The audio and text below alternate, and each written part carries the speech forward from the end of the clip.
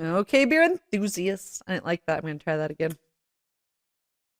It's too newscasty. Hello, news enthusiasts. Been watching the Olympics.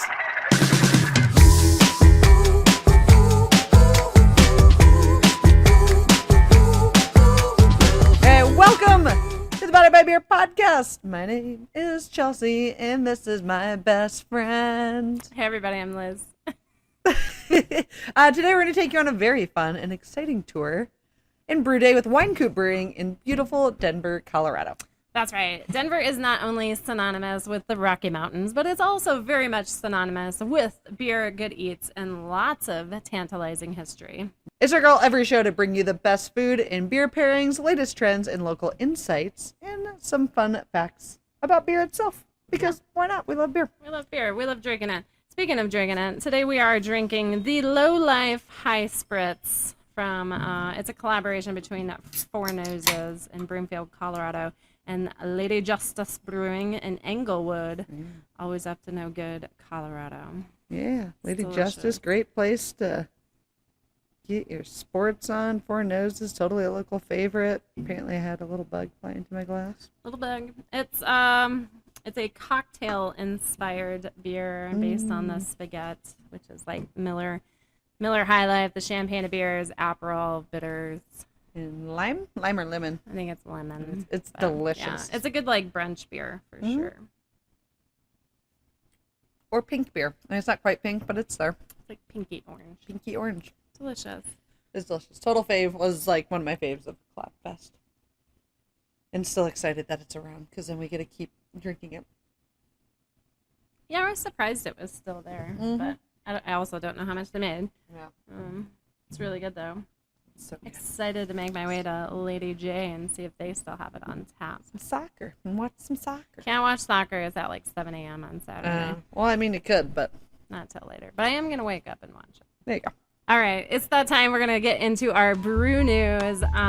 This is our industry focus segment where we focus on local and trending brew news. And today we're super excited to keep it super local. And we've got some thrilling updates for you, our beer enthusiasts and homebrewers and craft brewers. Ooh. Yeah, let's first give a huge shout out to the incredible Colorado breweries that were absolutely outstanding at the U.S. Beer Open.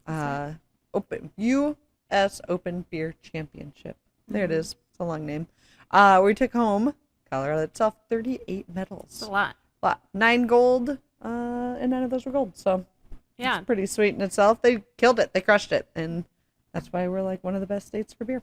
That's right. And I think it goes hand in hand with the Olympics. It's pretty exciting. Yeah. We're also going to discuss some latest trends in sustainable brewing. We always like to highlight that. It's always on the top of our minds and lists. We're going to spotlight even more so on Wynkoop and their sustainable practices, and a new one that we're going to talk about, Riff Raff Brewing out of Pagosa Springs and their innovative use of geothermal hot springs. Ooh, interesting. Grab your favorite beer, sit back, relax, enjoy, and hang out with us for the next little bit as we talk about the beautiful, wonderful craft beer world. This week's brew news would not be fulfilling at all if we didn't talk about how kick-ass Colorado was in the U.S. World Beer Cup Championship. We're flexing just a We're little flexing. Took home 38 awards, 9 crazy. were gold. Yeah. And the Homebrew Award, is that the right way to say that, went to someone in Castle Rock, Colorado. Yeah. So that's super cool in itself. It happens every July. It's really cool to have that going, especially on an Olympic year. I feel like you just kind of just keep getting hit with awesome awards and the greatest of the great for a week straight, and doesn't get a whole lot more fun than that. That's right. And some of the breweries you want to look for next time you're in Colorado, we're getting some sweet lists made up for you, so you can come to us if you're in the area, looking for new breweries that clearly kick ass because they're rocking out awards. That's right. All right, some of the breweries that you have to check out. Bull and Brush Brewing in Denver, Colorado. River North Brewery, Denver, Colorado. Verboten Brewery in Loveland, Colorado. Launchpad Brewery in Aurora, Colorado. Cellar West in Lafayette. Denver Beer Co. in Denver. Weird. Yeah. Knuckle Puck Brewing in Longmont. Downhill Brewing, Greenwood Village. Nailed it. Echo Brewing in Erie. Lukey Brewing out of Arvada, Ooh, Colorado. right down the road. Good for them. Yeah. Liquid Mechanics in Louisville, one of my faves. Hell yeah. Cannonball Creek Brewing, Golden, Colorado. Hit up the IPAs. Yeah, they're like one of the most winningest breweries in Colorado. Them Yeah. and Denver Beer. They kill it all the time. Yeah. Groovy, which is non-alcoholic out of Denver. And honestly, I did not know they were out of Denver. I didn't either. Sorry, guys. Yeah, right. We got you, though. We got you. We should have been exploiting that. All right. Beyond the Mountain Brewing Co. out of Boulder, Colorado. And another favorite, New Terrain Brewing out of Golden. The most Colorado brewery. The we most believe. Colorado brewery. They were on our list for that. So congratulations to all of them. And if you want to focus specifically on any travels that are just the gold medal winners, you got Denver Beer Co., Denver Beer Co., Cellar West, Verboten, and then River North won multiple gold medals because they all kick ass. So if you're in the area looking to hit up some gold medal winners, even if they don't have the beer that won on, they clearly are good at what they're doing. So don't go away just because the one beer that they won a medal for. We had that all the time at breweries that won. The people would come in for the medal winner, and if it was sold out, they'd leave. And it was like, well, clearly we don't suck at what we're doing. So go in, open-minded, check out lots of stuff, do a frickin' flight, have a great time. They probably have something similar on tap. Probably have something good. Yeah. That's all you need, something good, right? Yeah. So why should breweries submit medals in for competitions? That's a good question. Why should breweries submit beers in for competitions is a better question. That's fair. I heard what I wanted to hear. I heard what you meant, and it made no sense. It made no sense. And there's kind of like a conundrum around this. Some people are like, oh, we don't need that. It's expensive. It's just like a money grab and you're not winning. But there are a lot of value to it. And even just going into the competition gives you a lot of, honestly, just weight within the space for the enthusiasts. Beer judging competitions have been around for a long time. They range from old world and traditional brewing techniques to the modern championships that we know in the craft beer movement today. Some notable coming up here soon: GABF, the Great American Beer Fest, the World Beer Cup, and then the U.S. Open Beer Championship that we just are talking about.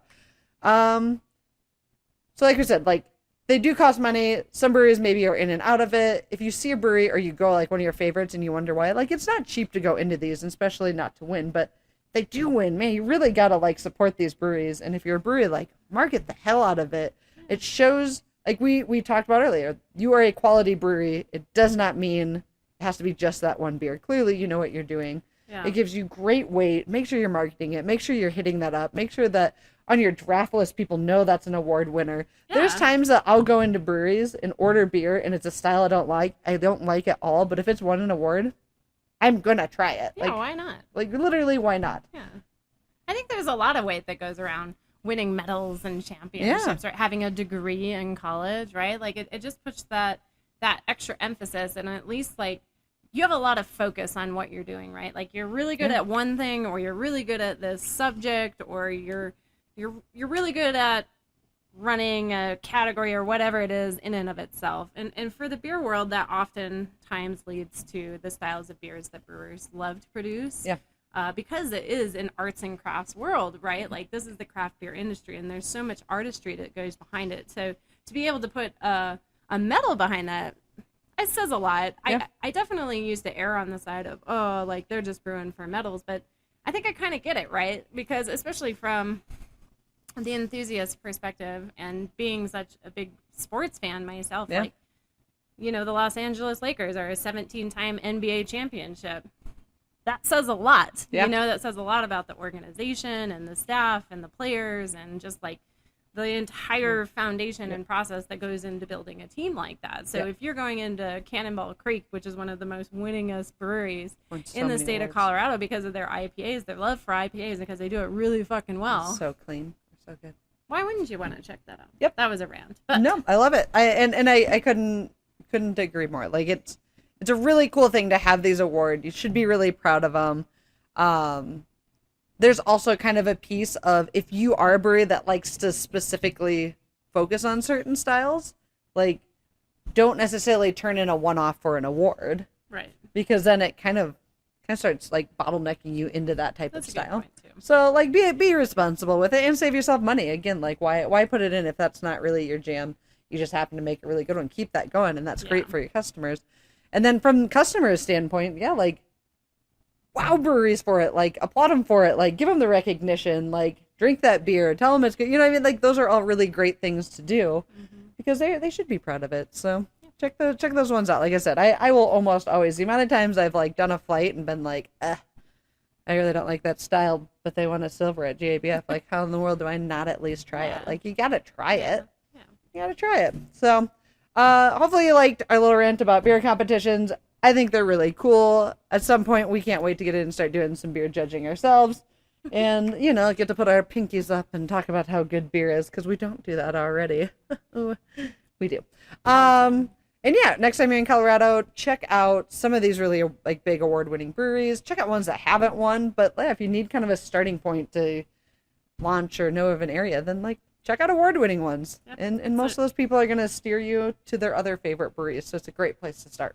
For some more local Colorado news, because we still believe we have some of the best beer in the world, and because this particular local brewery that we're about to spotlight is taking brewing beer to, honestly, a level that I didn't realize or was naive to know was possible. Anyway, but it's like a low level. They're going to the lowest level. Ooh, that's a foreshadow. Oh, it's confusing and a compliment. And it's actually two.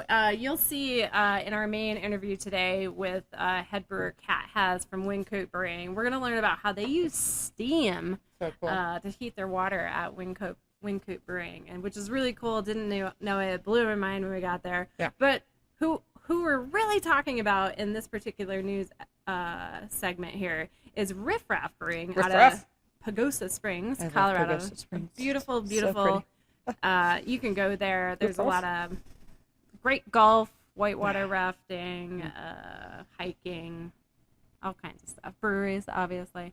Anyway, so they're brewing what they call earth-powered beer. That's what drew me in. That's what we're hoping is going to draw you in, especially with our fancy little titles and headlines. But what is that? I hope they have awesome T-shirts for it. I would buy that T-shirt. I bet they do. If that's not the earth just like flexing it up, I'd be really disappointed. Sam driving to Pagosa? Oh, Sam, bring us back some. Bring me a goddamn T-shirt. Yeah, and a T-shirt if they're cool.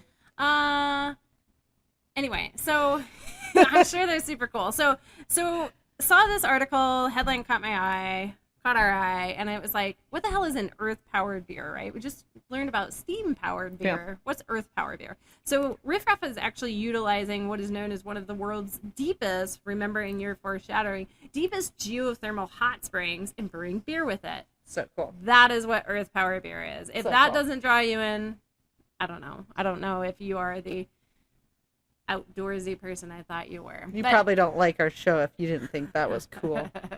But anyway, the hot water in what's known as this Great Spring on the south side of the San Juan River, opposite of Riff Raff, provides energy for the entire brewery, including, of course, what we've seen in our tours, that complex web of pipes, right? Remember how we're showing all the piping process, malting and water and all that stuff? The hot spring powers that whole thing. So Riff Raff's beer, Pagosa's other healing waters, as that's one of their taglines. I also like that. Definitely wanted to highlight it. According to the head brewer, so it's brewed with fresh water and then it's heated by this hot spring, which is at 141 degree waters, cool, which flows from across the river. I've only been to a few hot springs myself, and I myself definitely am not the best at regulating heat, so I can't get into those super, super hot springs. Like, I'm probably tapping out at the 111s before I'm like, I may pass the fuck out in this water. Very specific. How do you know 111? Well, because they label the... Yeah, that's fair. Yeah. Anyway. Obviously, I haven't been to a lot of them. Only a couple, and it was in a recent relationship endeavor, so whatever. 141 seems That's hot. Well, and so it makes... Oh, I would... Yeah, and I don't think people can get into that, or they shouldn't get into that, but... It's got to be close to maxing out. I think Indian hot springs go into the 120s. Yeah, I don't know what, like... And Uray is like that 120. I don't know what the heat is that, like, you can get into. I don't know. But anyway. We'll post it here. We'll look it up, and then Sam will drop it. It's just going to be us sitting in a hot springs. Please cut the tits out. They're often nude. which is amazing. Right below the Actually, water. you know what? Get yourself to Pagosa Springs. I'm sure there's like a nude hot springs nearby, or Ouray, or Indian hot springs, and it was one of the most beautiful things you can do. Drink a beer while you're doing it. It's wonderful. Actually, you're not supposed to drink while you're doing that, but whatever. Okay. So the overarching theme of this topic is often something we highlight on, and that's sustainable energy and highlighting that. So warms our little hearts. It really does. Keep it simple. Leverage the resources around you, of course, in a good way, the best that you can, and try not to overconsume and moderate. So the breweries that are utilizing steam, utilizing geothermal hot springs, I don't think there's many of them. I think it's just them for heating water, and the rest of the brewery are unique due to that sustainable practice, eco-friendly practices, and they harness this natural energy, which significantly reduces their carbon footprint and energy costs. So there's a lot of good win-win there, right? So it's super innovative. It supports environmental conservation, but also often results in a distinct local character and story, right? That will draw you in. You should definitely go visit it. Yeah. Why? We should go visit it. Yeah, I mean, I'm ready to go whenever. A little busy this week, maybe next week, but would love to go before the summer ends if we can make that happen. So if you're sitting there and maybe you're naive like me, or you just didn't know, and you're like, what do breweries use if they're not using steam and geothermal hot springs? Maybe I'm just a little silly, but oftentimes breweries typically rely on conventional energy resources like we're using natural gas, electricity, propane, those sort of things. So if you're like, oh, well, that makes sense. That's who I pay for my energy bill. So maybe that makes it even more unique to realize that you're using steam or geothermal energy. Yeah. Anyway, so as you know, natural gas, electricity, propane, that sort of thing, we get a lot of fluctuating prices with it. We have a lot of debate about resources and the energy that we consume, reuse, don't reuse, use, and it oftentimes leads to a great debate. So I feel like we're always going to err on the side of renewable or sustainable energy, or using less, right? And when you can use less, often that is always more. But also, it puts a little bit, not a lot of that in general is in your control, but I know like the increase of electricity, especially for like breweries that use like electricity to power or propane, and those costs all went up. It's just why your beers all went up in prices. Like it wasn't just equipment like hops and grains that went up and shipping. It was literally like down to the energy level had gone up. Like I remember what I was told, like 50, 100%. It was significant that there is a huge spike in that. Yeah. So having something that is more sustainable is going to cut your costs down long run. I don't know what the cost is to get it started. I don't know where that balance is. They probably do. Maybe we can get them to tell us about it, and we'll do a little interview. That'd be dope.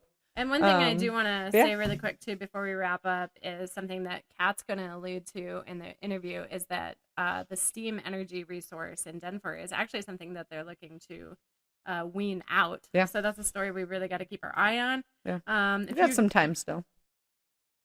We have some time now. Do you remember what time? I thought it was like 2049. I thought it was by very specific. Because I think that's the last year. So I think by like 2050 is when they're like it's done. Is what I think I remember.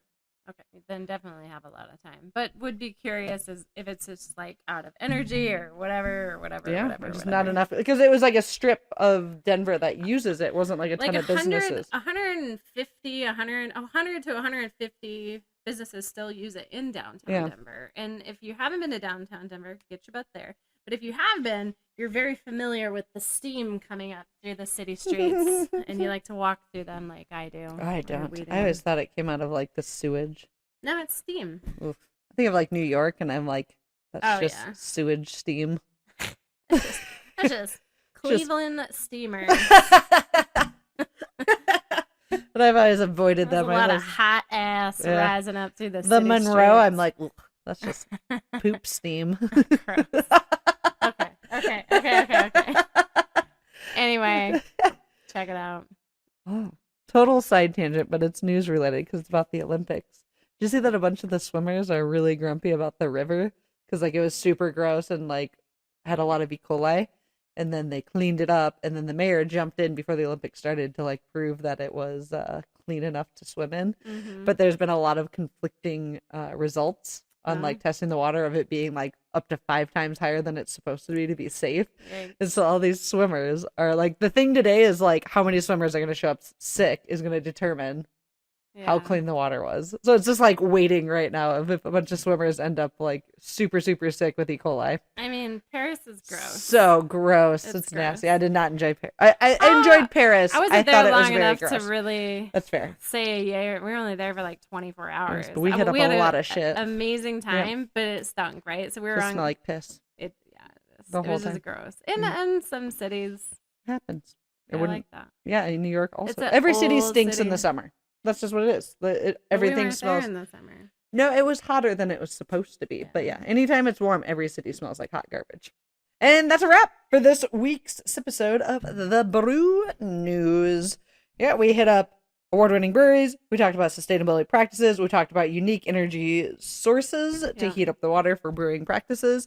And we gave you a great list of who to focus on if you're coming into the Colorado area and the breweries you should hit up if you want to, make sure you're hitting up award-winning breweries. It's a great place to start. There's a lot of breweries, and if you need a launch point, it's a great place to start. It's not a bad one. It's low-hanging fruit. Yeah. Yeah. All right. Don't forget to subscribe, like, share, follow, and all the above. Interact with us. Let us know what you want to talk about, what you want to hear. We're excited to keep talking about the stories of craft beer with you. And if you love the show as much as we do, which might be difficult because we really love this show, on our website, we've got some really great merch. It's a great way to support us and keep the show up and kicking and running. I'm not kidding. I get compliments on these shirts every single time that I go out. You will too. They're great. Like, what a great shirt to go out and like have beer with. Literally, like, was at a sour bar and they were like, "That's the fucking best shirt you can possibly have here." And I'm like, I know. I picked it on purpose. So go check it out. BodyByBeerPodcast.com. Go to the merch. It's right up at the top of the page. It's easy to find. And if we want to like search it by beer styles, I got it organized out that way. I got shirt designs. But if you're like, I love sours, you click the sour button. All of the shirts, tanks, sweatshirts, everything, guys, girls, all of it's under that same thing. So you can even shop by your favorite beer style. Sounds like a win to me. Neat, right? All right, go check it out. BodyByBeerPodcast.com. All right, beer enthusiasts, we have a really, really cool interview that we are so excited about because it's not just an interview. We did a brew day with Colorado's first brew pub, Wynkoop Brewing Company. And we literally gave ourselves extra time to edit and make sure like we really nailed this one out of the park because it's so cool. And as we talked about earlier, they use Steam. We've got this great interview with Kat, and it's such a great, awesome interview that we're super excited for you to check it out. That's right. So if you were ever like imagining yourself stepping into the Colorado original craft brew pub, where history often meets innovation, Steam, and every pint is definitely going to tell a story because this building is old. So we hope you enjoy Wynkoop Brewing, crafting a refreshing, bold grapefruit smash IPA. We collab brewed with Kat and Evan and Phil, and they might be the funnest people I've hung out with in a long time. Such a good day. So you're going to get exclusive behind the scenes look. We're going to take a tour. You're going to check out the collab brew, which did pretty darn well, and it was super duper delicious. Yep. Very grapefruity. One of Kat's favorite flavors, so she definitely highlighted that in the aroma and the flavor, and it was just this great bitterness all around. And we're going to interview her as well and talk about her journey into becoming the head brewer at Wynkoop.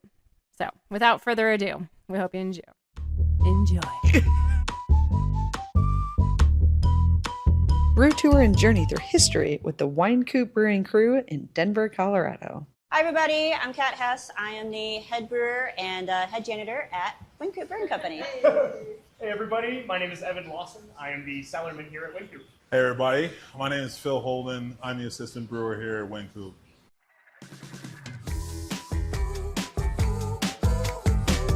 Started from the ground up, cleaning kegs part-time, and I said, all right, I want to learn more, teach me more, tell me more.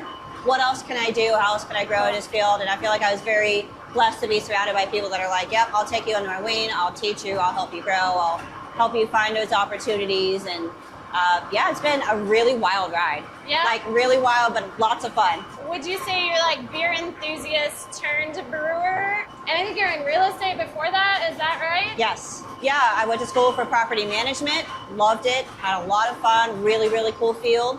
And when my husband and I sold our condo in Boston and moved out here to be closer to his family, we didn't have jobs yet. So I figured, hey, I'm really interested in beer. I think this will be a great time since I have to get a new job anyways. Yeah. Let's just try the beer thing. And if it doesn't work out, I'll go back to doing something that I really enjoy. So what's going to happen is we'll put all the mash in Okay. and let it sit for about 45 minutes at a certain temperature. Afterwards, what's going to happen is all of the wort is going to filter down through the bottom, come in this pipe. Yep. It's going to come up through here into our grant, then down into the pump, and it will be recirculated back onto itself, Okay. which is called vorlaufing. So I'm going to go ahead and turn on the hot liquor pump. Okay. Sweet. And then you're going to open this valve, Okay. and you want this to be parallel with that very official Sharpie line. And then one other thing that we're going to want to do is want to get a temperature correct. Okay. Because right now it's just pouring 190-degree water in there. Right. This is what you're going to open to get the water a little bit cooler. What do we want it down to? We want it around 150, 155. We're just looking to see that there's a little bit of water covering those filter screens. Yep. Which is the case. So what you're going to do now is just turn this until it's all the way open. Cool. So I'm just going to flip the switch down here. So our grist case is down in the basement. So that's literally just pulling everything that we milled yesterday Okay. all the way up through. How many feet is it traveling from downstairs? You know what? That's actually a really good question. I'd have to guess, I don't know, a couple hundred feet. What is your favorite beer to brew if grapefruit beers are your favorite to drink? Probably IPAs. Yeah. I just feel like citrus and hops, everything just plays so well together. Yeah. Outside of that, I also really like brewing saisons. Okay. I love drinking saisons, but I also really like brewing them because I think it's kind of a technical brew. Okay. And there's so many little things that you can do that can vastly change the outcome of what you're drinking. So I love being able to kind of play around with that and see if I change this little thing, what does that result look like at the end of everything. Yeah. Everybody has been so awesome and supportive, and there's so many times when I'm like, I don't know about this, or I've got a question about that there's always somebody that's willing to help you out and answer and make sure you got what you need. This is one of those industries where it makes sense to help other people out, because if your brewery is good and my brewery is good and the next person's brewery is good, then everybody's going to want to come try all of our beers. All right, so it's like we're like 152-ish, 153, somewhere around there. Nice. Which is perfect because that's exactly where we want to be. Excellent. And now we have got a 45-minute rest. Okay. So we're going to let all that cool, fun, crazy chemistry conversion take place. So all of those proteins are breaking down, carbohydrates and sugars are being absorbed into the water. And I know we saw the recipe list and we saw the grains go in, but what grains did we see going in? Vast majority 2-row, about 98% 2-row, which is our base grain. That's pretty standard brewer's base grain. Yeah. And then 10 pounds of acidulated malt. That just helps to keep our pH good Okay. without having to use a ton of salt. Awesome. Awesome. Love it. We have a few things that we have to sanitize, so we'll Okay. do that while we're waiting for this to finish up. All right. Yeah. Let's clean. So what we're doing is we're going to hook up some hoses. We're going to fill this with water. Okay. Go downstairs and get our sanitizer. Okay. And then we're going to make one big loop from going from here into this pump.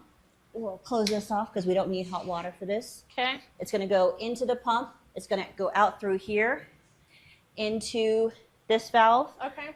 Because the tank that we're going to be knocking out into is actually downstairs. Got it. And then it's going to go through this whole process piping loop downstairs, come back out here, and go back into there. Got it. So that's how we're getting our whole loop. We sanitized our tank yesterday, but we always do the process piping loop the day of. Okay. Cool. All right. All right. Want to try some beer? Let's do it.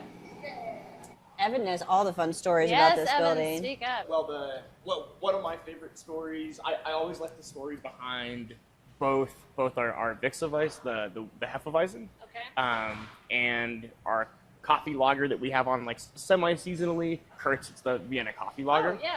Kurtz, I love the story. It's funny because it's definitely a little bit of just like Wynkoop folklore at this point. Love it. But at least the story is it was passed on to me from the last head brewer. Sometime a little bit after Wynkoop opened, sometime in the 90s, Hickenlooper is down here, just somewhere in Lodo at a bar. Yeah.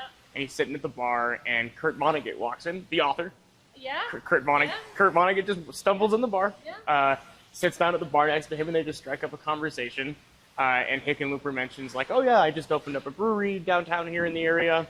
And then Vonnegut shared, oh, well, my father originally was from Austria and was a brewer in Austria. And then he moved with him and the family to the United States. They actually settled in Indianapolis. And pre-Prohibition, Kurt Vonnegut's father founded the Indianapolis Brewing Company. It did not survive the Prohibition. The story goes that Kurt Vonnegut took out a bar napkin and was like, oh, here, let me give you a recipe from my father. And so in theory, and I'm sure it's morphed and changed over the years, but the original recipe at least was based on a recipe given to Hickenlooper and given to Wynkoop by Kurt Vonnegut, passed down from his dad. On a napkin. Just a refresher. So all of our wort is coming out from the bottom of this tank, Right. in that pipe pathway. Right. It's going to go through here, back behind into this pipe, go through our grants. So back up through here, down through here, into our pump, Okay. which will then be pushed out up this way through this sight glass. And to Vorloff, we're going to open this arm. Okay. So it will just constantly recirculate everything. Okay. And that will go on for 15 minutes. All right. We just want to make sure that we've got all of the sugars loosened up and ready to transfer over. Got it. Sweet. So if you want to go ahead and open this guy. Okay. Yep. For laughing. Perfect. Engaged. We're now officially Vorloffing. So it's just recirculating the wort back through the grain bed. So we just want to make sure that we don't have any like pockets of sugar like stuck anywhere. So we're filtering out any like proteins and whatnot that might have sunk through. Okay. And the proteins and all that will get trapped in the grain, and the sugars will continue to flow freely. And once we're done with this recirculation, then we'll send everything over to our kettle. I'm gonna name my next cat Vorloff. Yeah. I like that. That's a good name. Come Vorloff. I like it. We turn on the valves. So I'm grabbing the sample to check what our gravity is, but I'll let it cool off a little bit. Okay. So we'll let this sit over here. We'll take a gravity reading, and then we'll also take a pH reading. And what are we looking for? I'm just looking to see where we start and where we finish. We don't necessarily have a target Okay. that we're looking for. We have a target for what amount of sugar we should have pre-boil, but not for Vorloff. Okay. So just for us to kind of get a sense of how well did we convert all of our grain. Got it. How do you balance your creativity with the consistency of the brews? Like, do That's they a great pretty question. much go hand in hand, or They should. Do they always? No. no? That's all right. I feel like my initial upbringing in the beer industry being production, where you have to be precise and consistent every time. Yeah. I think that really helped me get a good base in maybe not the creativity side of things, but the consistency Sure, that and makes sense. and like the quality of the product. And so now that I have an opportunity to be a little bit more creative, kind of knowing here are the metrics that we're looking at. These are the types of things that you want to make sure that you're doing all of the time with every step in the beer making process. That kind of helps to already have that knowledge base, so that when you're coming up with something new, it's like, okay, I want to make sure that I'm doing this, that, and the other thing. One of the reasons that we redesigned our brew logs is to make sure that we can gather a little bit more data, so we can kind of see as we brew, whether it's new brew or we're brewing the same types of beers. Sure. Kind of being able to see, hey, are we hitting the same types of numbers? Because if you're starting out with something good out of the brew house, it makes it easier to maintain that good quality all the way through to somebody actually tasting it. Sure. Sure. And you get a lot of freedom for some of that creativity. Oh yeah. Yeah. Pretty much whatever I want to do, I can do, which is great. Yeah. And I want to make sure that my team feels that way as well. Sure. So Sure. we actually have a list of different beer ideas, whether it's hearing our bartenders say, hey, we'd really love to have this, or people always ask us about that, or we might go out to a brewery and be like, wow, this is great. Sure. How do we recreate that? Sure. Or I never thought about working with this flavor, or I don't know, maybe a new hop product or something cool. like that. So I want to make sure that everybody feels like they have an opportunity to at least present an idea and so far, I feel like a lot of what people have suggested, both brew team and non-brew team, we put into our brewing calendar. So Awesome. That's really cool. I love the open door. sweet. This sample is still a little bit warm, so this is our first sample. I also pulled a sample right before we stopped Borloffing, Okay. just so we can see how that gravity and how that pH changed. Okay. So, and in a few minutes, I don't know, probably 5 or 6 minutes, we'll come back and we'll take a look into mash tun Okay. and see where our liquid level is. If our grain is looking kind of dry, then we're going to go ahead and start our sparge water. Okay. We always want to keep, I don't know, about this much-ish Yeah. covering our grain, Okay. So- Makes sense. so we're not pulling like any air in through there. Okay. So, yeah, All right. that's it. The only other thing that we need to do is we want to go ahead and turn on our kettle. Okay. So I'll have you go back up there. Okay. Right underneath the display reading 86. Yep. There's a red knob. Yep. Yep, you're going to turn that on to auto. And right underneath that, where it says brew kettle heat, turn that to the left where it says bottom. Okay. So that's just turning on the bottom jackets. Makes sense. And Good. you'll also need to open that valve right up there. Yep. So kind of cool thing about our building is that we don't have a boiler. We actually get our steam from the city of Denver.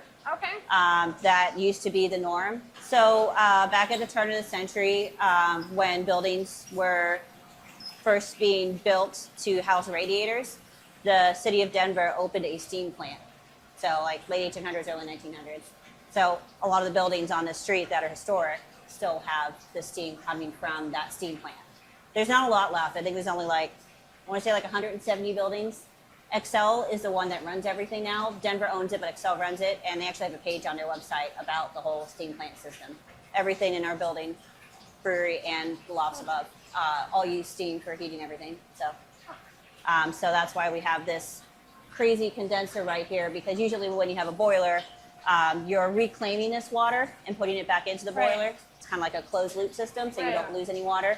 But I don't need to reclaim any of it, so it's just on the floor. Cool. So yeah, this is the first place that I've worked at that I didn't That's so actually cool. have a boiler. So they're going to keep that open till I don't know, like 2040 or something like that. So eventually, all the buildings that are on it are going to have to get their own boilers, but that's a ways away. Let's go grab some hops. Yes. So we're going to want those 3 buckets on there. Okay. We'll get our first 3 hop additions, and then we'll go back down and get the rest. Is this is your domain? Give or take. Give or take. Oh. A cool dark place. Ah yeah. Okay. Sweet. So we are going to use a lot of Cascade. Yes. So we're going to start with our open bag. Okay. And then Evan has our brew sheet. Okay. So 6, 5, and 5. So because Cascade has lower alpha acids, and this is the only hop that we're using a lot.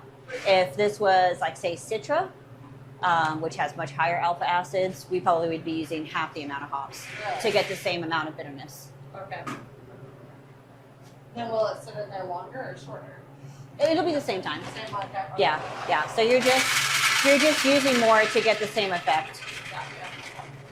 Do you think going from like beer enthusiast to career in craft beer, how has it changed your perspective on craft beer and the industry itself? Do you think it's had much of an impact?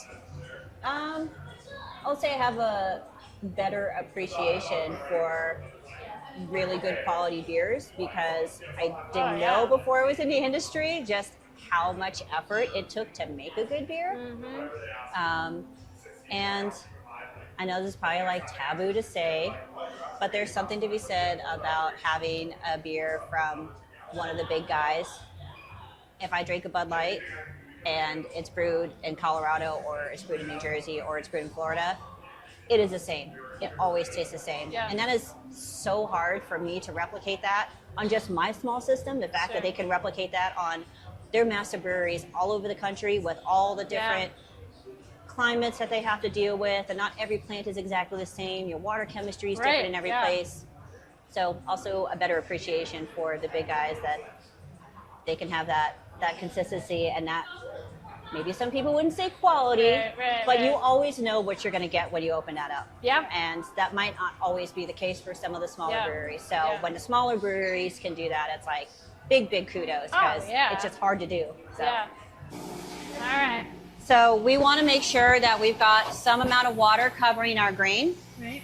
And we don't because it's draining faster than our pump can keep up with it, Okay. which is not a bad thing. That means that we're not going to have a stuck mash, which is great. Yeah. That's what we want. So we're actually going to go down the stairs Okay. and basically choke back our valve just a little bit, Okay. just to make sure that we're not running through too fast. So you're going to turn this. Okay. I always forget which direction, but you want to go a little bit closer to 2. And if it flows too fast, what are some common? Are we gonna get off flavors or? You could potentially, but it's more of a pain in the butt than anything because Okay. then you collapse your grain bed.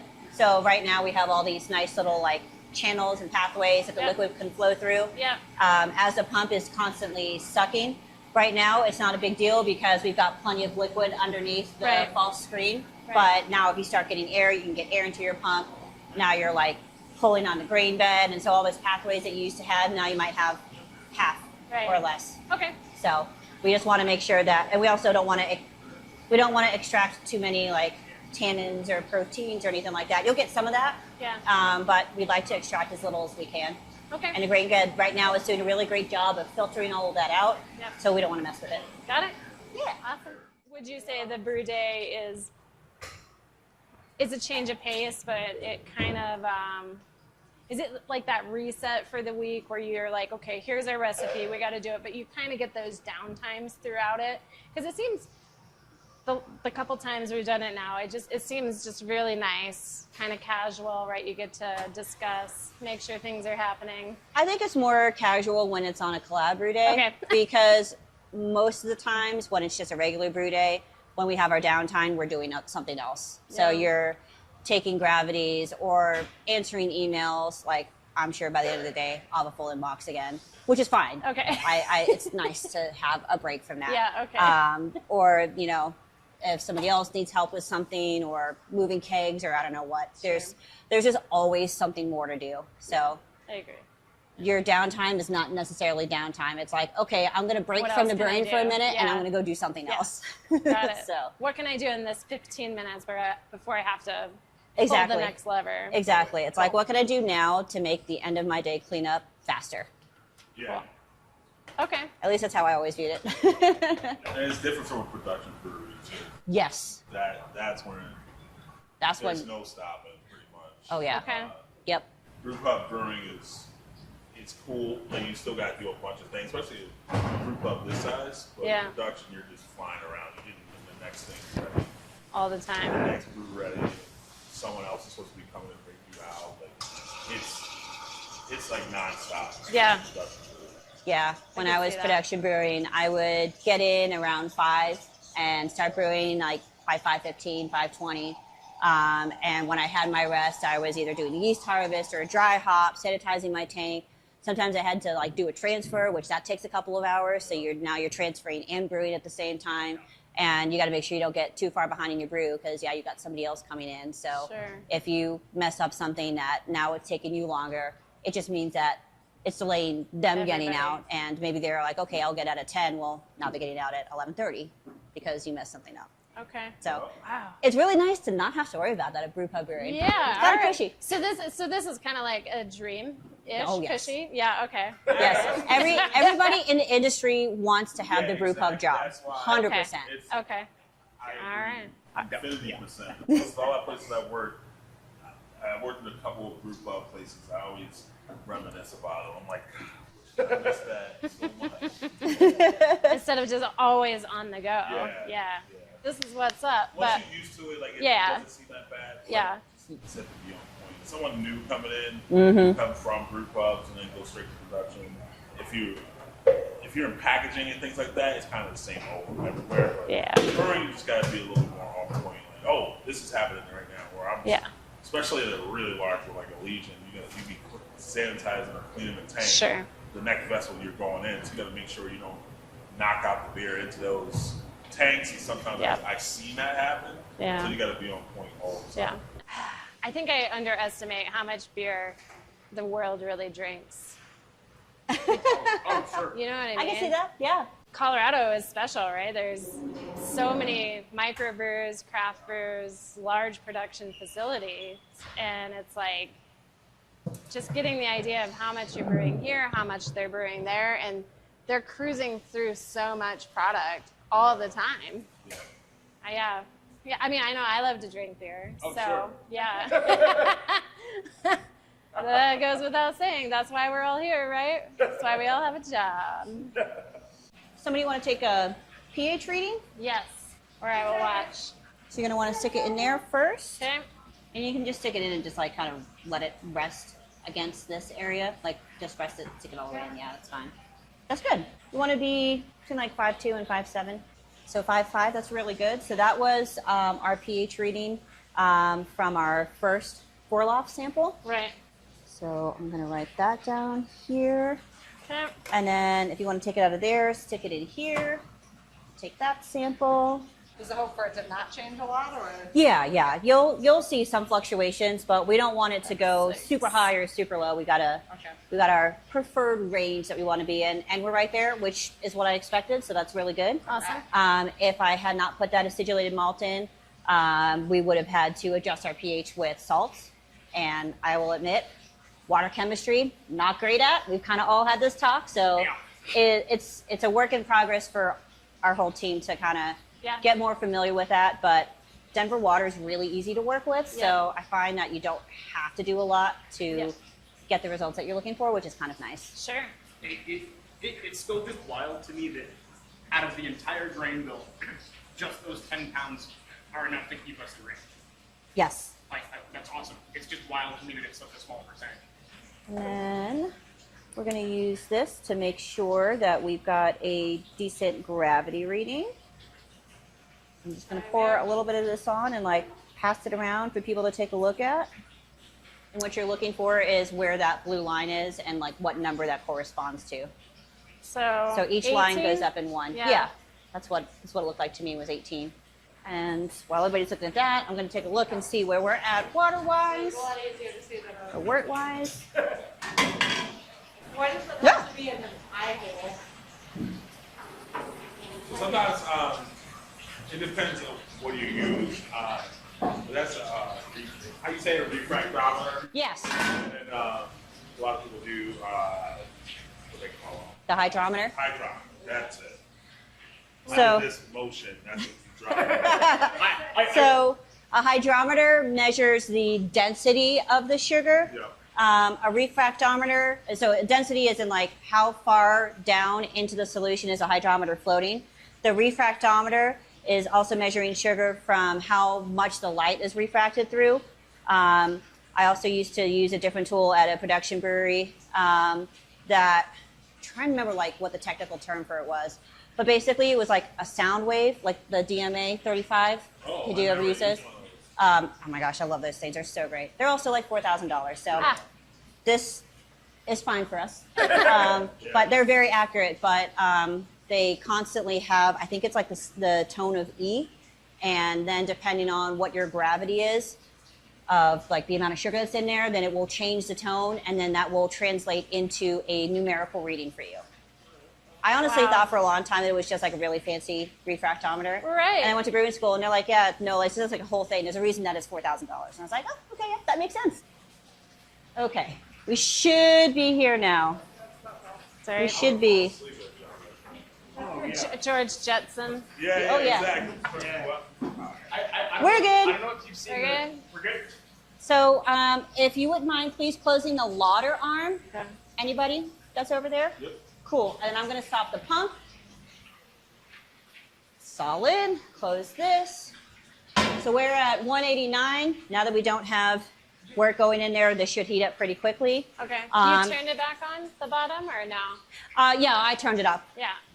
Now that we're good. Okay. So yeah, that should heat up pretty fast. And then if somebody wants to grab a pair of gloves that's hanging up on our like paper towel dispenser, and then we'll have them reach in and grab a sample. All right. So, Yep. but Get it is Phil. really, really hot, so that's why we want the gloves. And it is, fair warning, it is quite hot. Yeah.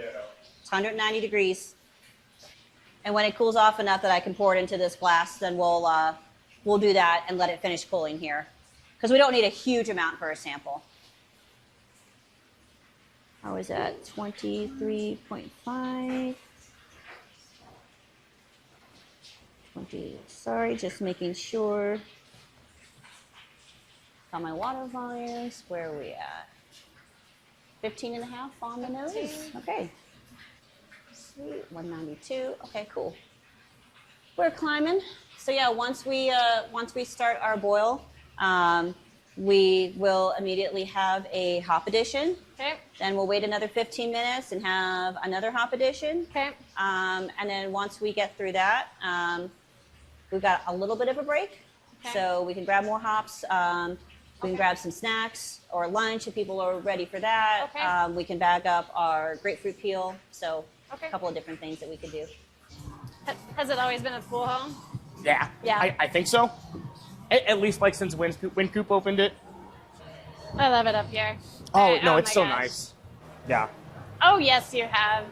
We may have been drunk, but you have been up here. Odds are strong.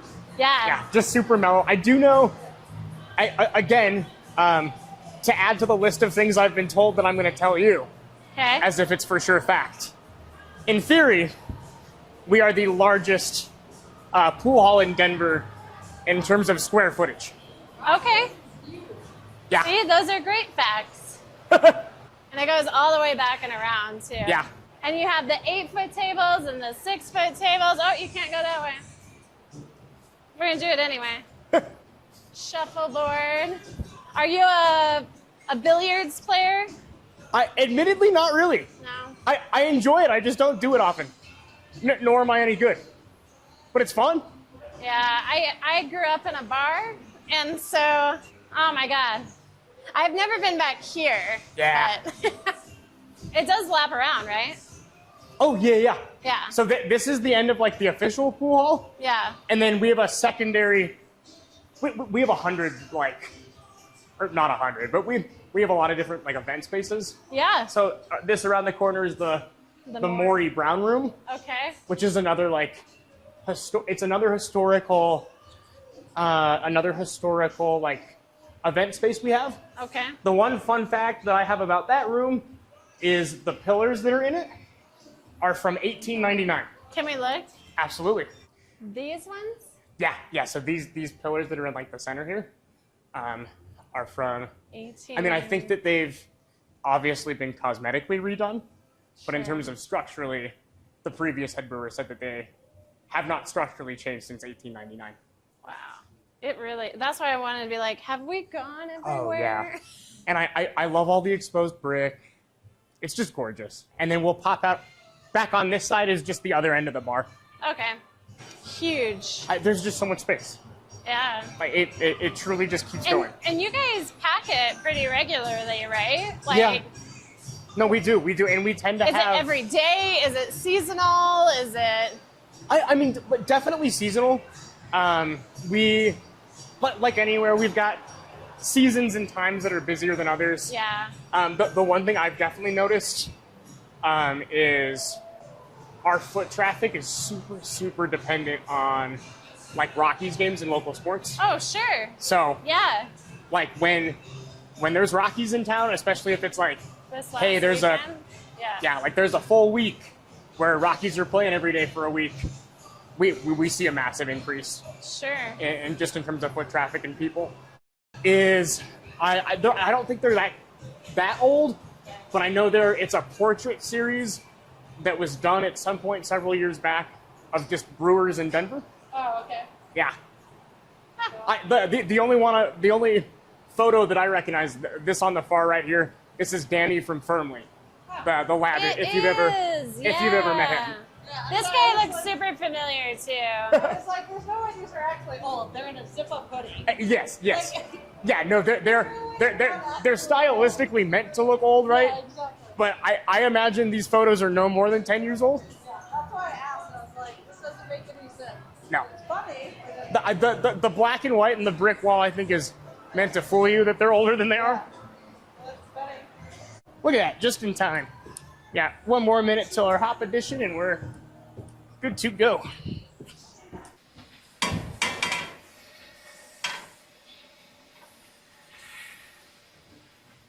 Are you ready?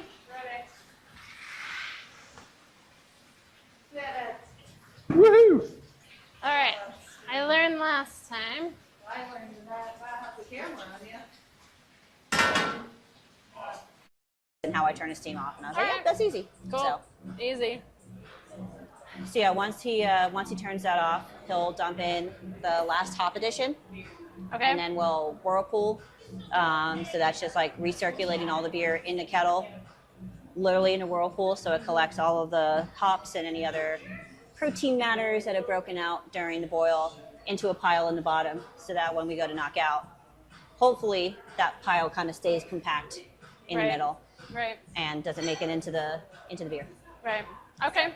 That makes sense. Yeah, so it'll be 15 minutes of that, and then like 15 to 20 minutes to let it stop spinning before we actually knock out. So Okay. What about any advice? If anyone that's aspiring to get into brewing, any advice for them? learn everything you can. Yeah. Read every brewing book that you can get your hands on, even if you feel like it's a little bit too technical. Listen to the podcasts. I don't know, like networking Yeah. is really huge. I feel like Yeah. this industry Yeah. is so much who you know. Absolutely. And if you know somebody, it makes it a lot easier to get your foot in the door. Absolutely. So that would definitely be my recommendation, is learn everything you can and network. Whether you're in the industry or not, if you're thinking about getting into the industry, do it. start making friends. Right on. Great advice. Great Yeah. advice. Besides being Colorado's first brew pub, Denver's first brew pub, what do you think makes Wynkoop stand out in the Colorado craft beer scene? I feel like we have been so innovative over the years. I mean, our brew log wall over there going into the kitchen, we have brew logs from 1988, the year that we opened, and homeboy was brewing a fruit beer. Yeah. Nobody was brewing a fruit beer in 88. Like, Right. I just think it's cool to see how much creativity has come through here. And maybe people didn't appreciate it at the time, but I think that's kind of helped keep us around. And the Absolutely. fact that you've had a lot of education, you've had a lot of people Yeah. that have come through here that are still in the Denver beer scene, Yeah. and talk glowingly about Bede and Wynkoop. It just has, I feel like, a really good reputation from all the different people that have been through here. Awesome. Awesome. I agree with that. So grading out here, like we talk about. What's up, my How's it brother? going, man? Hello. Good. Good morning. So we talk about like brew pub brewing being a little cushier. This is the cushiest grain out system Agreed. that maybe exists anywhere. Like the first time I went to grain out, I was like, okay, cool. Where's our rake? We're not raking into buckets. So basically, we got it so easy. This pipe above us that has the coil wrapped around, it's basically just a continuation of the auger system Yeah. that we grained in or that we milled in with. Yep. And so we actually have a pump that will turn on, and at the bottom of the mash tun, all the grain will be pushed into the auger, and then it goes through this pipe like all the way through the kitchen where we walked, Yep. and then it dumps all the way out here. So talk about a very cushy, easy thing. Oh, yeah. Move the house. Yeah, there's no raking, there's no hoeing. Sweet. There's barely even a lot of like moving the arm and the mash tun around. So admittedly, because we grain out so far away from the physical brew house, it is a 2-person job. Yeah. This is usually what the part I do. It is literally just when one of these drums is full, Yeah, just you moving move. the hose to the next one.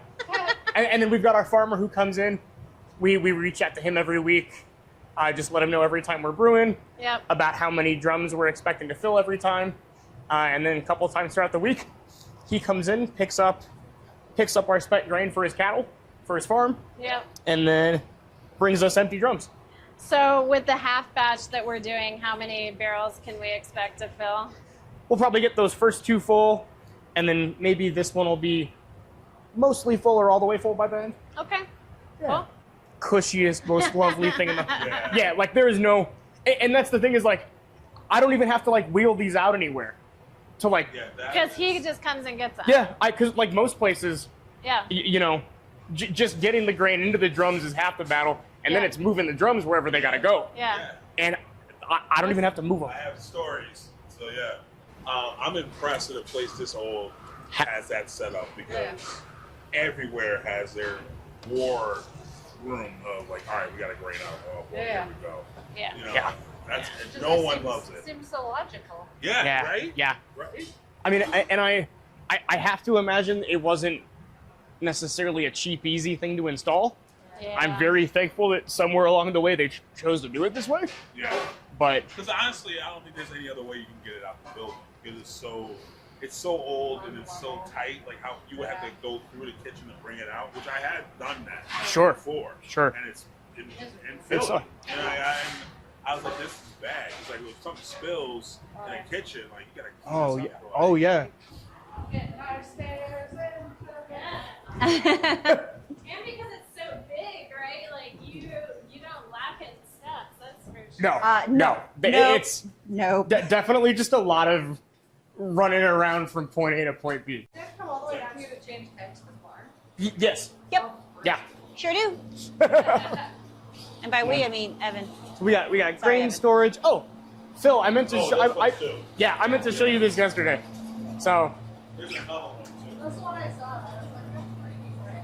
yeah, so we've got 4 conditioning tanks in here that currently aren't being used for anything. So what one of our winter projects is getting those cleaned and back up and running, replacing any parts if we need to. So this on the right-hand side is our mill room. Makes sense. Cat, it also looks really nice in here, by the way. It's getting there. I still have some work to do, but I made a good dent in it. Yeah, but basically this white pipe above us, that's our auger. So it basically goes all the way past the wall where we can see. It comes all the way from the alley where our silo is, and then brings it down here to the mill, and then eventually back upstairs to where we mill it. So the vast majority of today's grain came from the mill. Oh, sorry, came from the silo. So came through here into the mill, upstairs. We only put the 10 pounds of the specialty grain in, so which was kind of nice for our backs. Oh yeah. No, totally right. All right. Boom, and then we'll just pop around the corner super fast, if we have a minute. So it's the old. So we have our freight elevator around the corner. The freight elevator obviously has been redone since whenever this was built, but this was the original cable for the original freight elevator. No idea how old it is, but nook and car side. This is just kind of our big bulk general storage area that I mentioned earlier, and then this is where the comedy club. Yeah, and then you can see like over here where it kind of looks like a fireplace. Some of that brick has been knocked out, but that's like one end of the brick tunnel, and then the other end of the brick tunnel is all the way on the other side. Yeah. As we meander back, I can tell you about the 2 ghosts that apparently live down here. Yes, please. So there's one is a young girl who, Hello, ghost. as it was told to me, it was a bad bring your kid to work day, and I guess she got trapped in one of those tunnels when they bricked them up. I don't know how much truth there is to this story, but that's what I was told. Okay. And then the other ghost is an older gentleman who's like a Civil War era guy, and I guess he walks around down here, and if you see him... Oh, you said ghost? I thought you said goat. Oh, no, ghost. Oh. I've yet to meet anybody or experience anything, but the other one I was told about was like a Civil War era older gentleman, like ex-soldier in a uniform of some kind, and I guess he walks around, and if you see him, he asks you for nickels and dimes. What does the little girl say? Help? I guess. Let me out. I'll let you know if I ever meet her. I will. I don't want to see the little girl. That's probably too scary. Oh, The no. older guy just remind me of like Headless Nick. Yeah. No, look. Harry Potter. Whenever I'm down here by myself, sometimes I'll just like talk. I'll be like, "Hey, if anyone's here, we're cool. Like, I'm not gonna bother you. You don't bother me. We're We'll all be right. Love it. Have you met Watch out, anybody you don't down want to get here? harassed. Have not. Have not. So this is the only area we didn't walk into. This is the aging cellar. So a couple of these tanks aren't currently in service, but most of them are, and most of everything that's kind of towards us from where you see that keg sitting on this side over, all of these are functional and have beer in them. Okay. So as it currently stands, we have 12 serving tanks that we regularly use. So all of those are connected straight up to our draft lines. Awesome. You can very clearly see which one the sour is. Yep. No, I just thought it was an orange hose. Oh, fair. Oh, Sweet. Going to knock out into. number 15. So, Okay. number 15. So, we're going to disconnect this hose over here, hook it up to the bottom of the tank, and then the beer is going to flow upstairs, down through this pipe, through this hose, into that tank. And that hose that I had you connect earlier with the valves on either end, that will go from this arm right here and hook up to our yeast spring. Okay. And then we will push that yeast into the fermenter.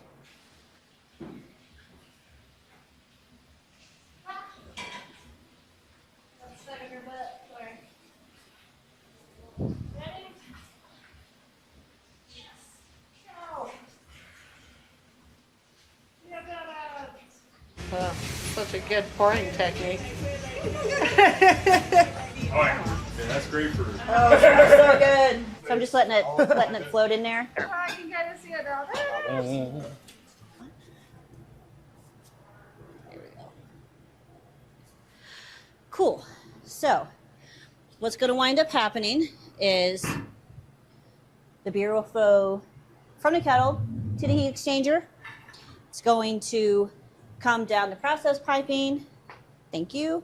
It's going to come through that hose, and everything that's going to be in there is going to be a mixture of beer and like a little bit of sanitizer. So what we're going to do is, before we hook this up to the brink, we're going to open this up and just have everything drain into the drain until we know it's beer. Yep. And then we'll open it to the tank and then hook this up to our yeast brink.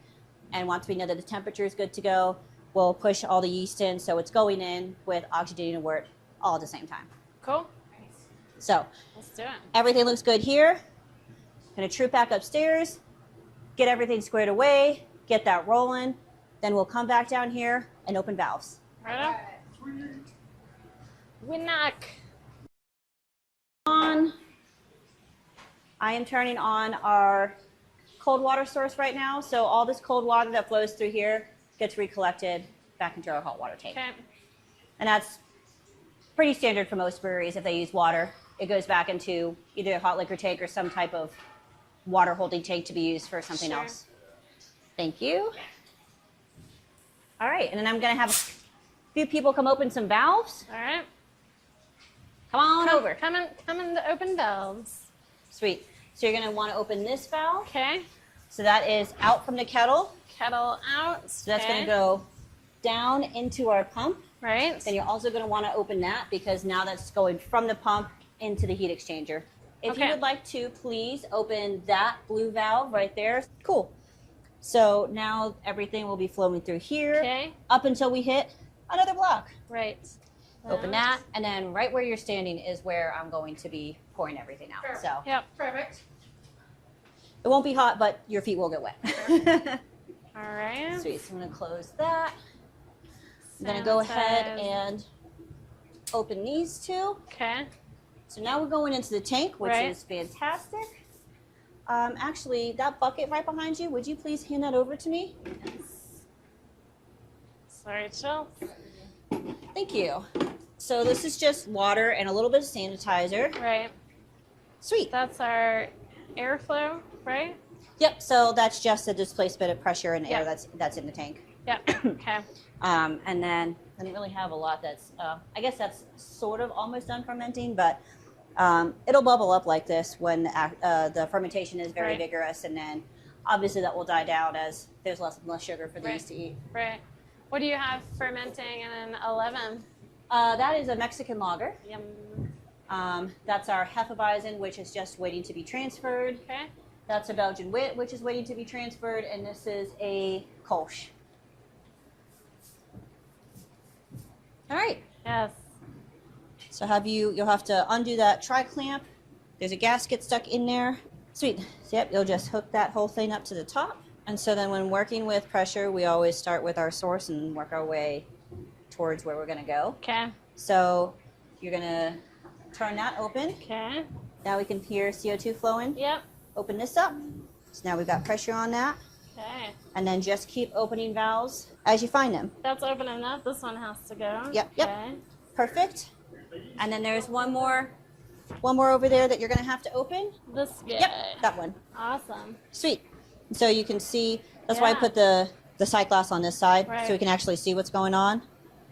So I'm gonna go ahead and tip this up because there's still some yeast at the bottom of the tank, but you can sort of tell like this is not quite at the bottom. So we'll lift it up a little bit to the side to make sure that we get everything. All right, that looks like we're getting everything. Cool.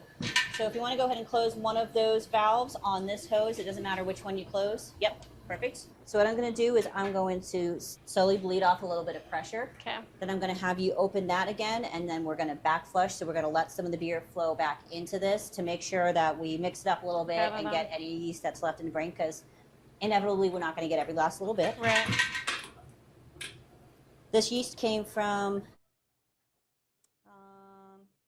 the Cashmere Okay. IPA. So it went from one IPA to another. Excellent. All right, if you want to go ahead and open that, I'm just going to crack one of these closed so it's not like full force Okay. flowing in. Open. Sweet. Then I'll have you come do this entire Oh, process yeah. all over again.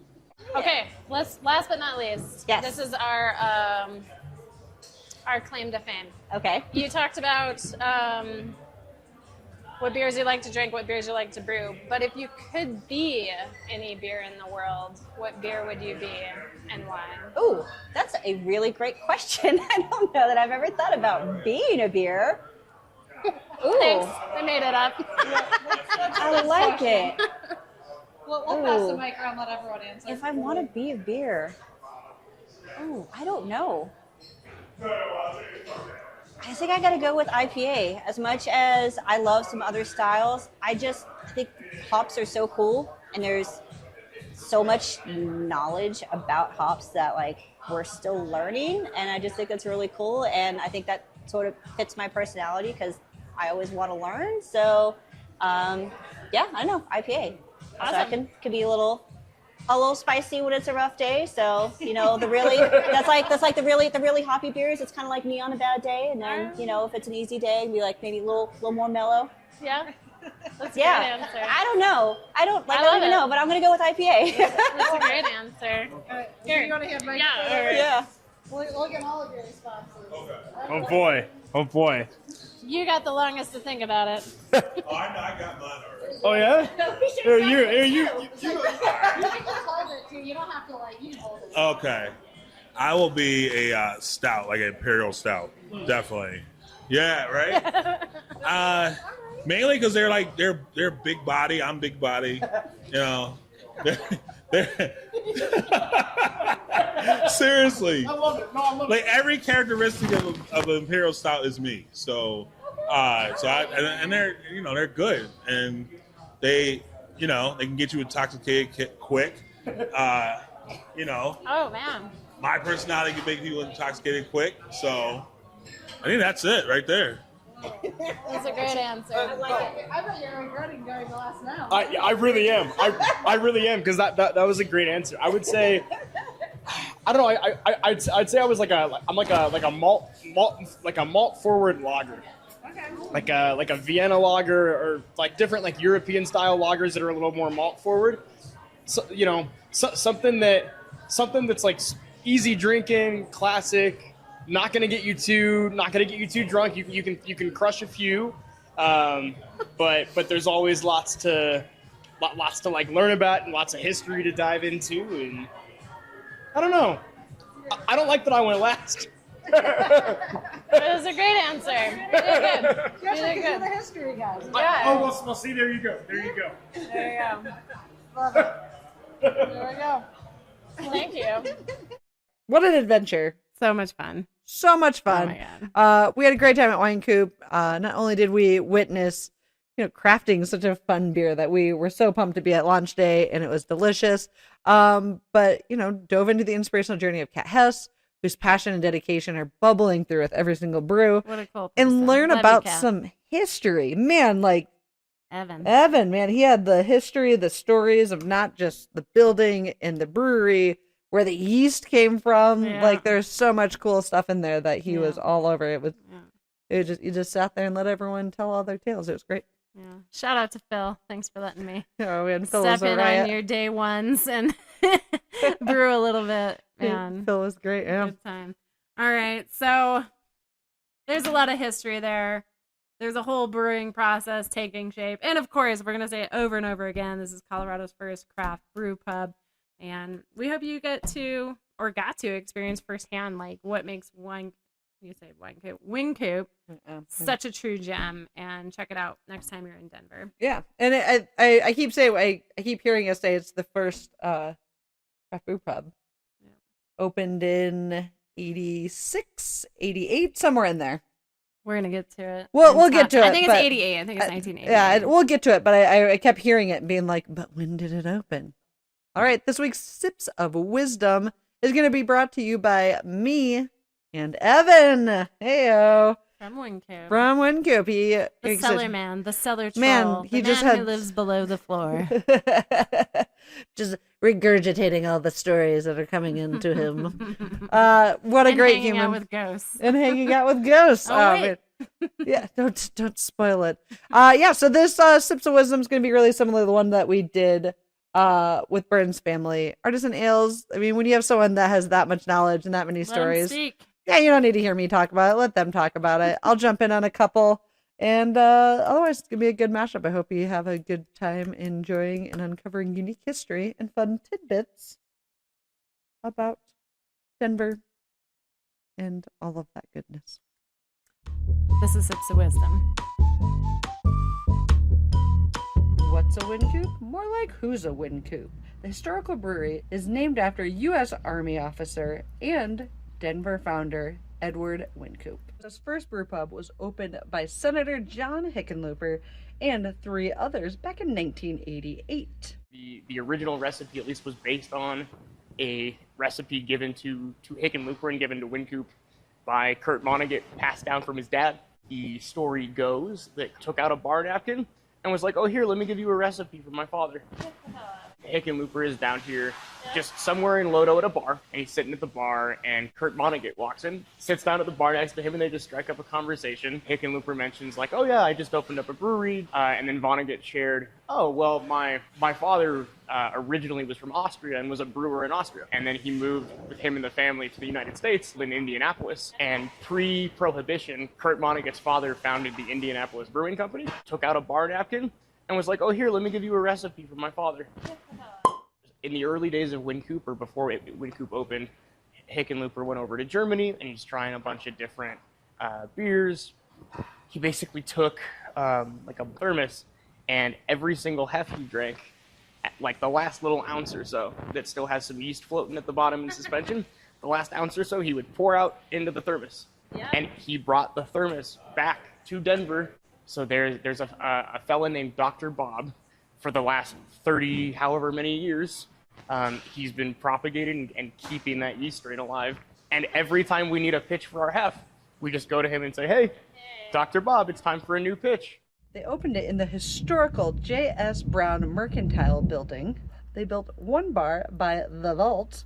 They built the other in the back by the expansive showroom. It's set up right across from Union Station, where all the railroad tracks would come in, and the goal was to let people get some groceries as they were either coming in or leaving town. Heading to work, going home, all the things. Yeah, so these pillars that are in like the center here are from 1899. 2 ghosts that apparently live down here. One is a young girl, and I guess she got trapped in one of those tunnels when they bricked them up. It was a bad bring your kid to work day. And then the other ghost is an older gentleman who's like a Civil War era guy in a uniform of some kind. And I guess he walks around, and if you see him, he asks you for nickels and dimes. The wallpaper on that wall over there, it's basically just like a Xerox photocopy of all of the original brew logs from 88 and 89. But there's one on there, I forget if it's from 88 or 89, but it's a fruit ale with a crazy amount of, I want to say it was like raspberries and cherries in 88, 89. Yeah. Like kind of to me in a way that's kind of goes back to the whole coffee Vienna from Right. like very groundbreaking, not traditional styles Right. of beer. Right. It had something to do with a fundraiser that we did for Silverback Gorillas. We donated like an obnoxious amount of money with our fundraising efforts, and we got that as a thank you. In theory, we are the largest pool hall in Denver in terms of square footage. Thank you for that. Thank you, Evan. Thanks, Evan. I What had a to do nothing. Truly amazing person, and can't wait to come and have some more beers. Maybe we'll get to hang out in the brew house together some more. That'd be pretty sweet. We had a good time. What was your favorite one? The ghost stories, of Yeah, course. fair, that makes sense. And if they kept it in there, when we were talking, he's like, "Oh, the old man's always coming out and being like asking for 10 cents and Yeah. nickels and dimes, basically." And I was like, "Well, what does the little girl say? Let me out?" Phil was like, I don't want to see that little girl. He was like, He's like, "I don't care about the old man. I but handle wanna him. see I want to see that little girl. And I was like, same. Yep. Same. I don't want to see that either. So that was super fun. I love the fun facts because I love learning little tidbits about beer, of course. Like literally right? why we like It- doing tours when we go to a new city. Yeah, like Yeah. first thing we do, where are the breweries? Where's the tourists? Yeah, That's what literally. it's going to do. Yep. And if there's ghost stories, even better, right? True. Yeah. Although I did side tangent. I've been reading Dracula, Bram Stoker's Dracula, and I scared myself the other night. I got basically through Jonathan Hawkins' journal, and then I like woke up in the night killing a vampire, and it was terrifying. Shit! So maybe I'm it for that on the ghost stories, but I haven't gone back to it since. It's been like 2-3 days. I That's haven't fair. built up the courage to read again. Give yourself a nightmare. I did, and I love scary shows. Like every Halloween, every fall, I'm Yeah. like, I gotta watch these shows. And Had to get this it out one, of the system. Gotcha. for whatever reason, Gotcha. he visited me in my dreams. Ooh. Oof. Oof. Well, I am no surprise had a very different top favorite because I don't like waking up and having nightmares.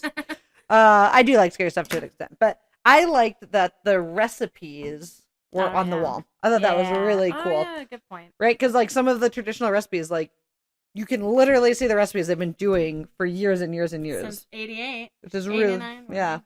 So I thought that was really cool. I really liked that part, and then the yeast story that was fun of the Hefeweizen. Oh yeah, That was a great just taking yeast home with me. So funny, just sticking it in Cheers, water Hick and bottles. Looper. It's That's so pretty good, tits. right? So funny.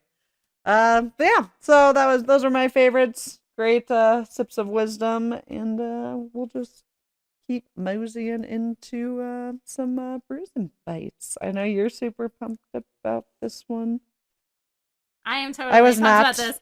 I was not. I'm just gonna cut you off, and Yeah, I was like, okay, I don't want it because that what, means what are you we have to gonna watch do? me squirm. Yeah, I wanted to look up some trending food stuff because we've done our seasonal pairings, right? And I'm all about them, and it's gonna come up because the fall beers are already on the shelves. We've seen them, which means the fall pairings are just around the corner. So what's trending in food these days? I'll tell you what, we're gonna do it, and it's this trendy dish of where we're turning snacks into dinner. Which sounded great when she pitched this idea to me. And I was then like, I love said, it. tinned fish. I, for one, no surprise, grew up on it as well. So is it what is it?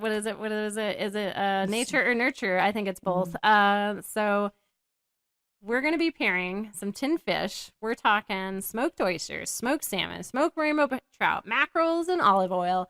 And you're going to expect the best flavors. We got pale ale, we got saison, we got stouts and porters because we want to just take that tinned fish to the next level. And honestly, there's a lot of hits on that TikTok hashtag, and I want to get all over it. And it's tinned fish. And is it really a meal if you're not pairing it with some sort of beer or wine?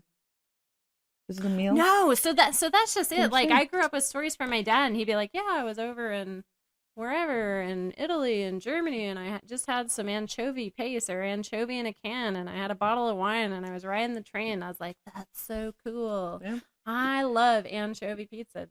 Probably till the day I die because of that, right? Like, also because I love salt, and so that's you like delicious. salt. You're a So. monster.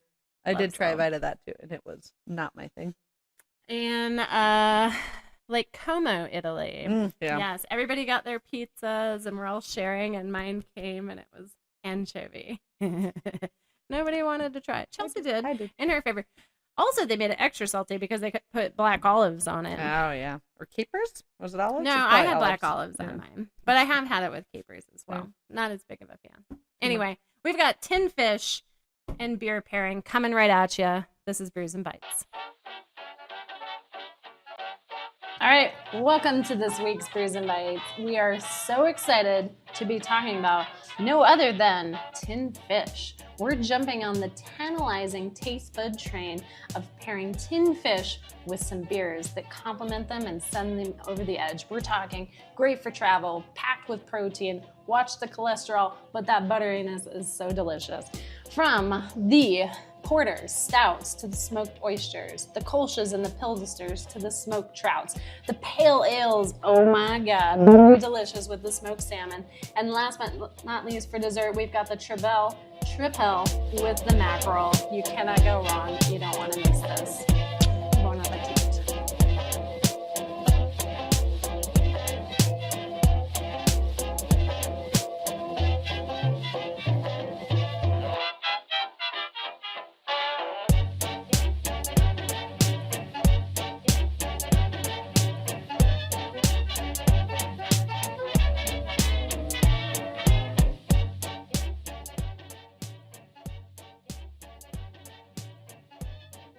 Our first tinned fish pairing, we're super excited about the smoked oysters with the Deschutes porter. So what we're hoping for, what we're expecting, complementary should be the rich roasty malts with the smokiness of the oyster, should pair really well together. And then our contrasting should be the coffee chocolate notes versus the saltiness of the oysters. And then we're looking for that deep cut of the carbonation and the oil of the oysters. All right, here we go. All right. Cheers. Doesn't even need a cracker. Oh, I love smoked oysters. If you remember, oysters pair really well with stouts, and this is a pairing that's happened for a very, very long time because it was the worker meal. Oysters are cheap, they were abundant, stouts were hearty, and so it was for the worker peeps back in England. That's right. Going through my senses, I think it's really visually appealing. Dark on dark, it smells incredible. The smoky, the roastiness. You get the effervescence of the beer along with the oiliness of the oyster. Awesome. And then don't forget, crackers are your best friend. Whenever you're doing something like this, they're cheap, they're easy to carry around. They're good for cleansing the palate and for dipping in the oil. Makes a whole meal. That's the whole point. Liz was really excited about this, mainly I think because she wanted to watch me squirm and eat canned fish. Tinned fish. Tinned fish. Tinned fish. So big.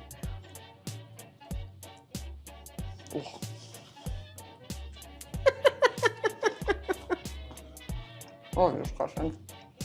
Was it the texture? Or just So like, fishy. oh. Yeah, but it's like smoky and oily and does the beer help? Yeah. It does actually go really nicely with the beer. What do you like best? I feel like the beer takes away some of that fishy. And because smoky and dark beers just go together so well. So well. Like, it does make the porter it adds depth to the beer. A lot of times I feel like we talk about the food helping the beer, right? The beer helping the food, where this I feel like is adding more flavor to the beer. Doesn't happen all the time. Sweet. I dig the smoky with it. Still not sold on oysters.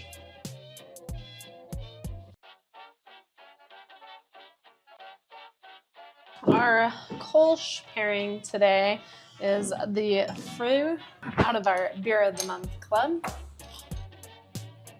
So I have the smoked trout with the Kolsch. First, I have to get the skin off of this lovely, lovely thing. You don't have to. Oh, you can't. Ugh. We are expecting, I'm trying, woman. We're expecting the late crispness of the Kolsch to complement the smoky flavor, helping it really come to life and bubble up with the high carbonation, which is also going to help cleanse out your palate a little bit. On the flip, the smoky and the bitterness are probably going to contrast each other a little bit here. And my personal favorite part about this entire pairing is I get to eat with a toothpick. And I don't know why I love it so much, but I do. All right, here we go. Cracker ready. Oh, well, this is better. Oh, it's smoky.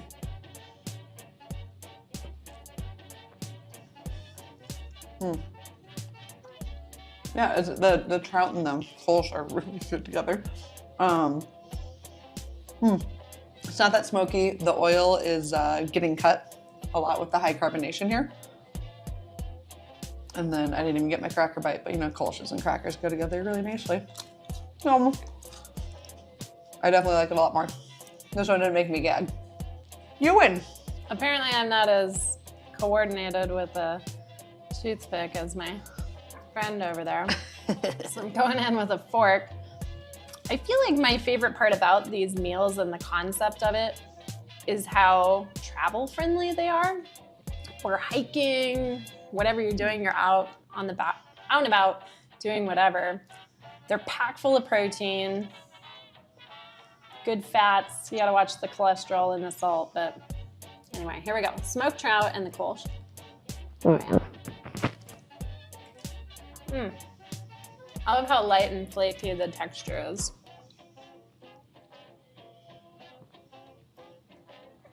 Oh yeah. The crispness, crackeriness, almost, it's a nice maltiness in this Kolsch as well. It made my nose run. Awesome combination. It almost tastes, the trout almost tastes like tuna. Yeah.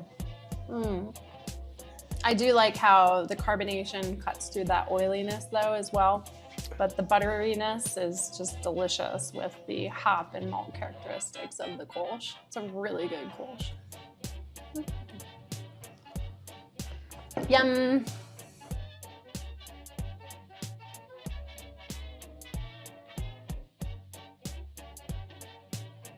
For today's tin fish smoked salmon pairing, we're going with Geary's Original Pale Ale. They are also Maine's first craft brewery. We're really excited to get this one in our Beer of the Month box. All right, smoked salmon in the olive oil. We're expecting the hoppiness to help cut through the oil on this one. And again, it's gonna contrast the smoke just like it did in the last one. But what's cool about this is we're hoping that the citrus in here really, really pops and complements the smoky flavors themselves. And then the high carbonation, as you saw with the great head retention on that pour, should help cut through that oil, keeping it nice, light, refreshing, refresh out the palate so you're not just kind of bogged down with oil, smoke, and fish. All right, here we go. Smells great. Not loving that texture. It's squishy. It looks squishy. Nice. Yeah. I'm gonna struggle with that one. Oh, okay. Actually, this is kind of overpowering it quite a bit. Again, this isn't super smoky. The citrus is a lot. It's very, very bold. And because it is actually pretty hoppy, it is cutting like right through a lot of the flavors. So let me give it another shot with a cracker here, see if we get anything that pops on it. Otherwise, I'm still going with the Kolsch as my favorite one. Give it another shot though. See if the cracker helps pop out some of those flavors.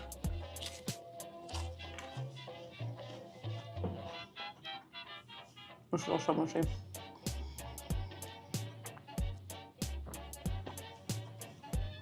Well, the cracker and the citrus and the hoppy is really, really good together. The buttery of the cracker. The buttery, yeah. Yeah. And I actually think the cracker helps pop some of the smoky, and it made it so the beer didn't overpower it so much. Huh. So maybe it was just the difference in the bite, but the cracker to me really helped kind of chill this out a little bit so it didn't just overpower the fish. And made that work together really well. So must have a buttery cracker. Okay. What you don't know is Liz really hates mushy things. Or you do if you've been watching. Oops, that's fair. And so what's fun, so you guys have been watching me squirm. Let's see how she does. No, she tolerated it well. That's not as bad as I thought it would be. The Citra for me really brings out the smoky. You also did a drink before versus after, so that's a fun difference. I'm gonna go in with the cracker right away. Dip in that oil. Make sure I get my good fats for today.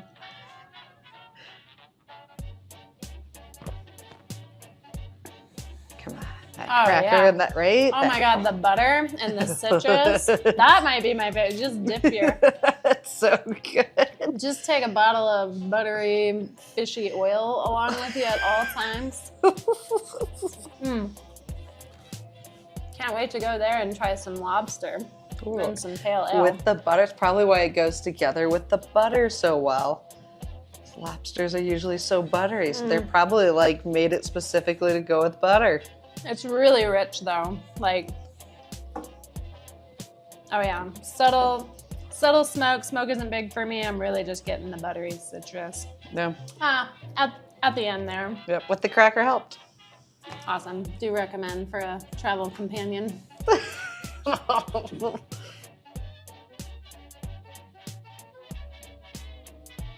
Okay, our final pairing today will be the classic mackerel and olive oil. And we didn't have a saison to Olive go oil? with olive oil. Oh, So we didn't have a saison. But we do have New Belgium's Belgian style Tripel at 8.5%. So, all right, Lizzie. oh yeah, the fruity, spicy notes. I'm stoked. Well, I'm glad you are. The moment we've all been waiting for. The dessert, so to speak. The Belgian Tripel. Fruity, spicy, beautifully effervescent. Thank you to New Belgium. With the mackerel. Going in with the fork. Again, always carry a spork when traveling or hiking. These are just the best snacks turned into dinner meals. Oh yeah, nice and flaky, salty, really good flavor. The fruity, spicy notes really complement that savory.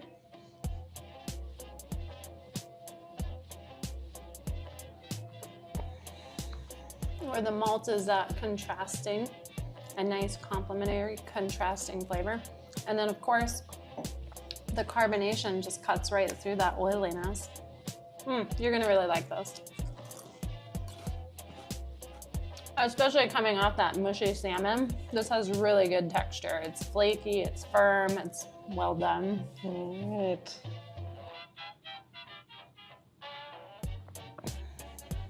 Oh, and the butter just sends the fruity, spicy notes over the edge. I figured the butter was gonna be good with That's the Tripel. dessert right there. I want to do this one because I really don't like mackerel.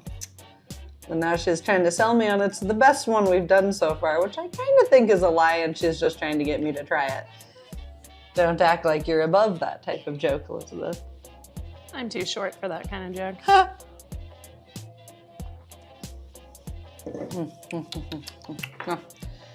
All right. Just get in there right in the middle. I'm trying. In fact, it's that dark and light grosses me out too. I love dark meat. All right. Oh. Not disgusting. What? They're so fishy. Oh. I do like fish. Nope. Nope. Nope. As a disclaimer, Tin fish is not for the weak of heart or the weak of gut, so to speak. But for those of you that can handle the tin fish, it is the most perfect snack for dinner, the most perfect travel companion. How can you go wrong? The trout was good. Oh, you're a monster. It's so good. But imagine like a big, thick piece of like baguette. A baguette of that.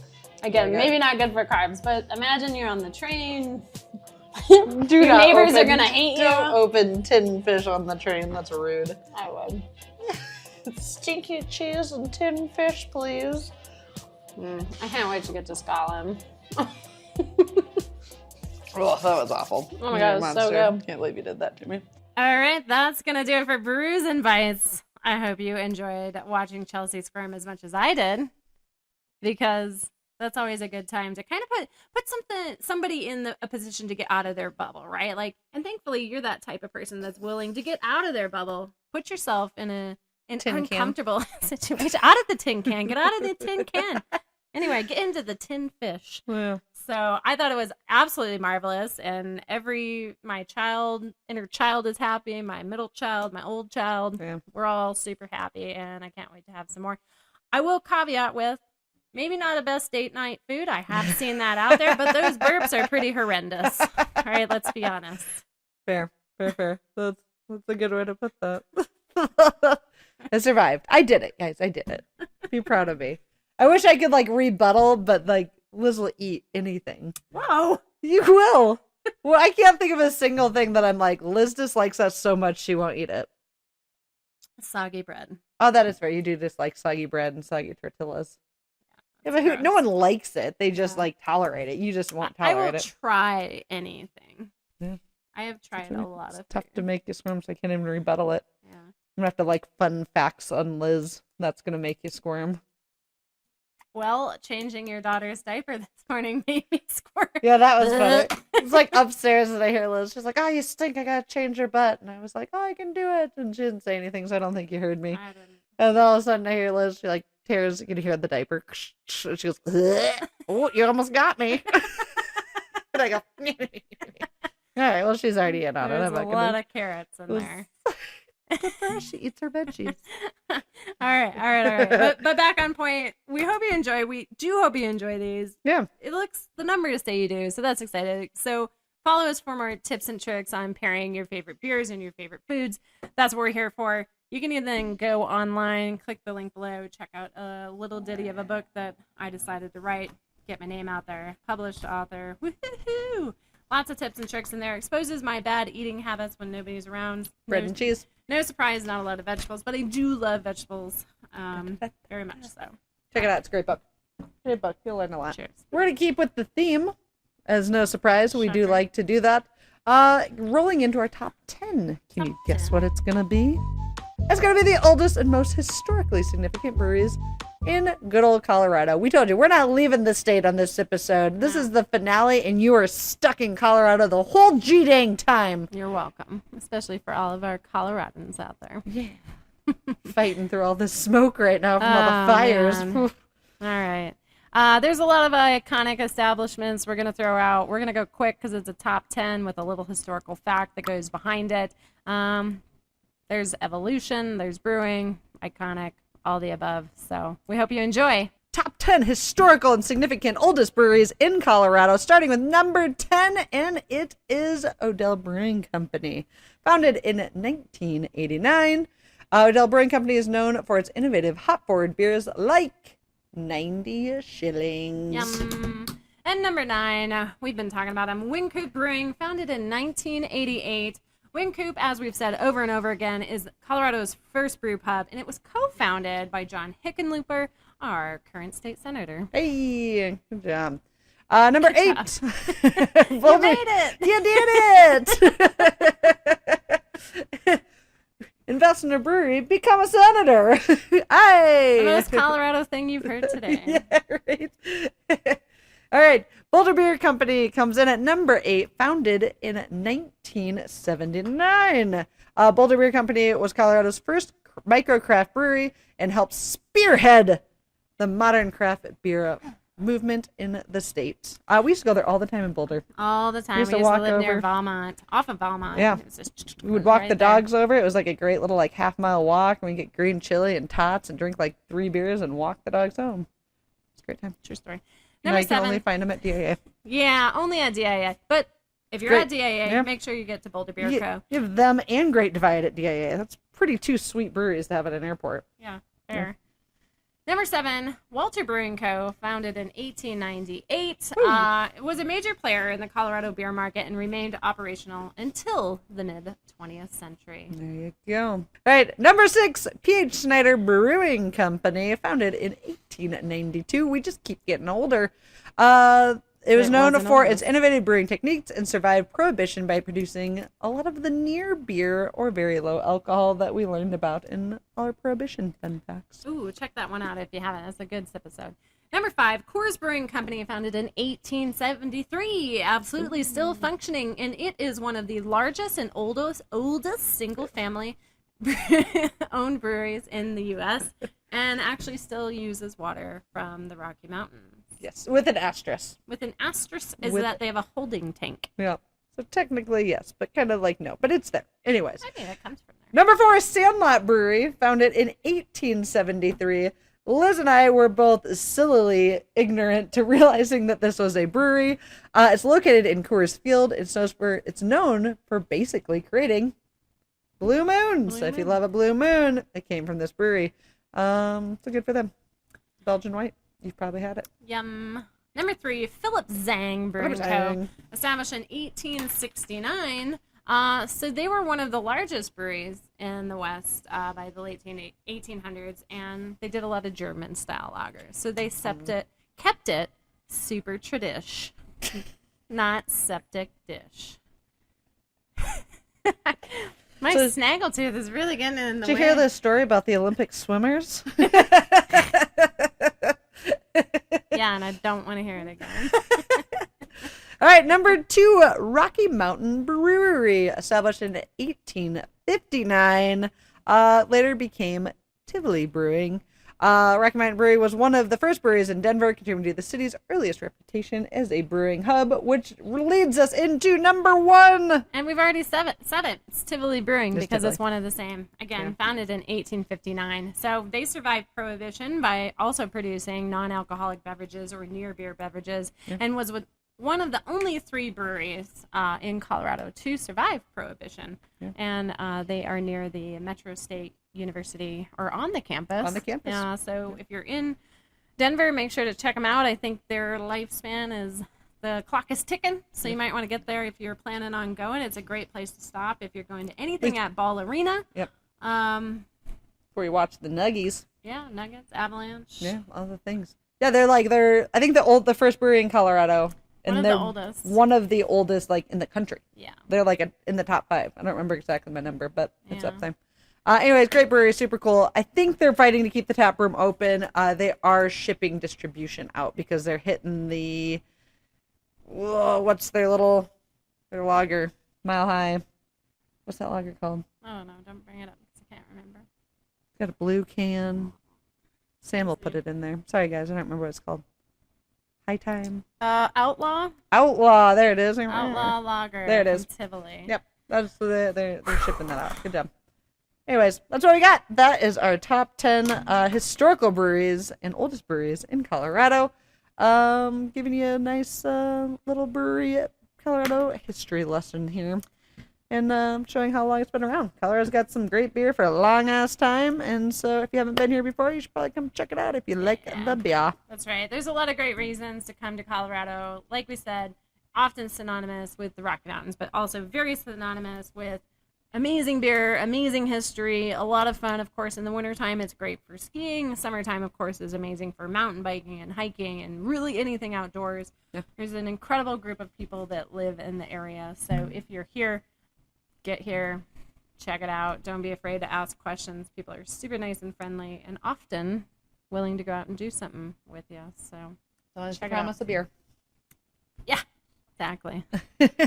And also, if you're in the area looking for some dope-ass trivia and having a good time and probably laughing at least a couple times, check out Shut Up and Drink Trivia, brought to you by the one and only Sam, because Sam's the best, and he is the funny wizard behind a lot of the images that you see on being edited into this podcast. So if you think that shit's funny, you should go check out his trivia. It's a good time. Yes. Check him out here.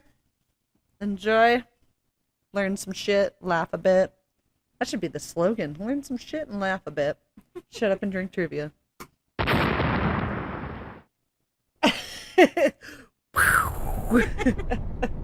What a super awesome show today. I had a good time. Did you have a good time? I had a terrible time. Good. That's what I wanted to hear. We hope you had a good time. That's what what's matters. more so important.